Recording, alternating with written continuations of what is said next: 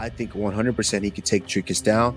Can he keep him down? I think he can keep him down, but really, can he get the finish? I don't know if he can get the finish because Dricus is very, very tough. There's a reason Dricus is the champion. He's very tough, and Dricus will not stop trying. Du Plessis jest bliski znokautowania Roberto Soldicia!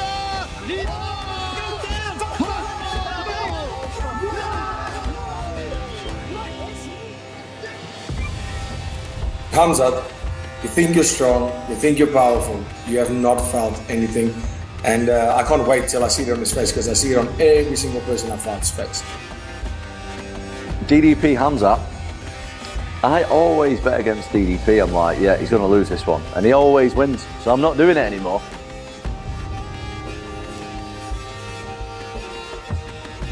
To be on your back against Chimaev is a nightmare for anyone in that division. And that's the thing. It's like whether he decides to stay on the feet or decides to grapple you, he's exciting to watch. He's nonstop trying to destroy you. And I don't know a whole lot of people that can crush someone's teeth or jaw with the rear naked choke. It's like, oh, well, he's trying to choke you. Just protect your chin. Everybody, I'm coming for everybody. Kill everybody. I'm the champ. I'm the king. I'm most dangerous guy here. I got coming for everyone. I kill everybody. Allah Akbar. Right now, I'm the best middleweight in the world, but I have a lot of goals. A lot of them have been reached, but I have a few more. And being the greatest of all time is the final goal. And there's nothing that can stop me. Dricus Du Plessis, the physicality that this man brings to the octagon is just absolutely incredible. Dricus Du Plessis has the power to turn someone's lights off. He has the ability to grind and find a way to win. This young man has been doubted. This young man has been thought to be not as good as he is. Well, he's the middleweight champion of the world right now, and he continues to prove people wrong. Dricus Du Plessis is a monster. The way he beat Robert Whittaker. Whittaker's in a world of trouble. There is no doubting the South African now. Winning the title from Sean. The Middleweight King still knocks Dricus Du Plessis. The way he beat Adesanya. It doesn't look clean. It doesn't look traditional. It doesn't matter. He's a winner, man. Khamzat, he is the next foe. When the night comes, it's not about teaching him a lesson. It's about proving once again that I will be the greatest of all time. I'm here, undefeated, undisputed. If somebody stands in my way, I'm gonna kill him. Khamzat Chimaev is one of the most dominant challengers we have ever seen. I'm gonna be pound for pound #1. I'm gonna be champion. I destroyed everybody. I'm born for this. We have seen him pick grown men up, carry them over to Dana White, and then submit them and put them to sleep. The amount of technique and the intensity of his attack is unlike anybody else. His talent is undeniable. Khamzat Chimaev is that good! Give me the belt! No! DDP is a tank and Chimaev is a force of nature. This fight absolutely bangs. I'm motivated by greatness. I'll die and take a life for this belt. I'm most dangerous guy here. I got coming for everyone. Nobody can stop me. Be careful what you wish for. They are coming to absolutely destroy one another, and I cannot wait for it. Here we go! What's up, fight fans? Welcome back to the channel. Before we get started, don't forget to hit that subscribe button, turn on notifications, and drop a like to support the channel. Now let's get right into it. Khamzat Chimaev has done it. He is now the new middleweight champion and showed 5-round cardio. And it seems like Khamzat's legendary training camp with all of the high-level coaches that he had, and then pulling him away from overtraining, seemingly improved his cardio to drastic standards. He went from tiring out after the first round to now being able to fight for 5 rounds at a steady pace. There was a lot of wrestling. There were a lot of takedown shots.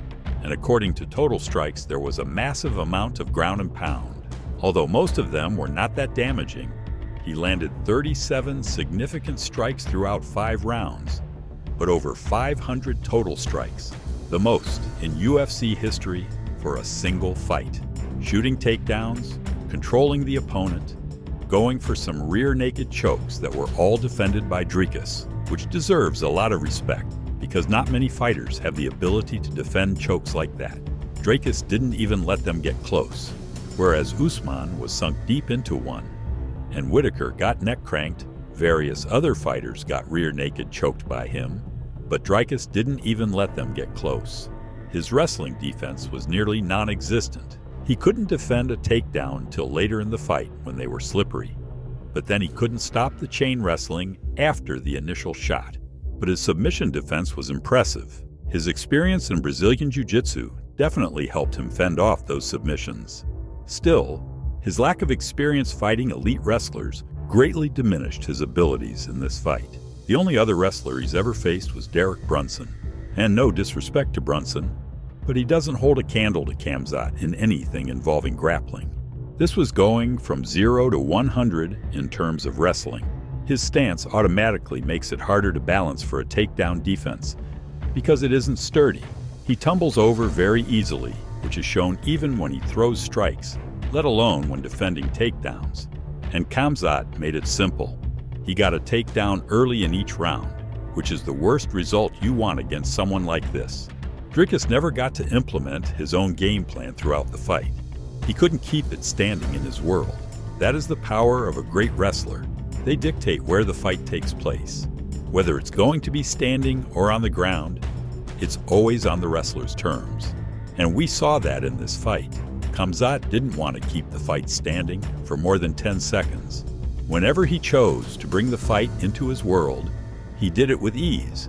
And Dricus didn't have many answers for it until late in the fight, where his plot armor almost pulled it off. That moment was crazy. He slipped out of a takedown, landed on top, then later reversed Khamzat's takedown for the first time. I don't know what filled his veins there. I don't know what turned the tides of the fight for him, because he was never able to do that before. It was like plot armor. It buffed him for a second. He got into full mount, went for the rear naked choke, which was closer than any of Khamzat's. That almost made me a believer in plot armor right there. After losing 108 rounds multiple times, to win a fight like that would have been something out of a movie, but Khamzat defended it. Then Dricus went for a Hail Mary guillotine. Understandably, he was down on so many rounds, but Khamzat was able to defend it, partly because of how slippery he was as well. What's really interesting is that the first takedown of the fight started with a front kick to the body. That alone conditioned Dricus. He switched stances to evade it, creating space. A feint from Khamzat got Dricus to reverse back to orthodox, then Khamzat shot for the takedown. It's almost as if he wanted Dricus to be orthodox before shooting. And what did Dricus do in response? He lifted his left knee as if he was checking a kick, or in his unique style, maybe trying to intercept the takedown. But that's not the best way to defend, because he stationed his rear leg. Now he couldn't sprawl.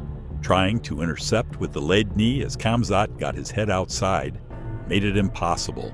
Khamzat got the double leg, spun him around, and dominated the first round from there. And that led to the crucifix position, which Khamzat got multiple times throughout the fight. Getting it once shows temporary domination. Getting it multiple times shows a massive skill gap. The way he got it in the first round was interesting, from soft ground and pound inside control. As Dricus reached under to create separation, Khamzat trapped his hand, pushed it into the mat, and stepped over with his knee, locking the crucifix. But the reason Khamzat couldn't inflict major damage there was because of how Dricus positioned himself, leaning his head into Khamzat's neck. That prevented powerful strikes. If he leaned away, Khamzat could have delivered harder shots. But Khamzat stayed heavy on top, making Dricus expend tons of energy trying to buck out. Eventually, Dricus escaped by hip bumping and rotating, but it took so much energy. And that's how Khamzat Chimaev finally captured the middleweight title after years of hype and buildup. A dominant, lopsided decision win, cementing himself as the best middleweight in the world. If you enjoyed this breakdown, make sure to hit the like button, subscribe to the channel, and turn on notifications so you never miss the latest updates.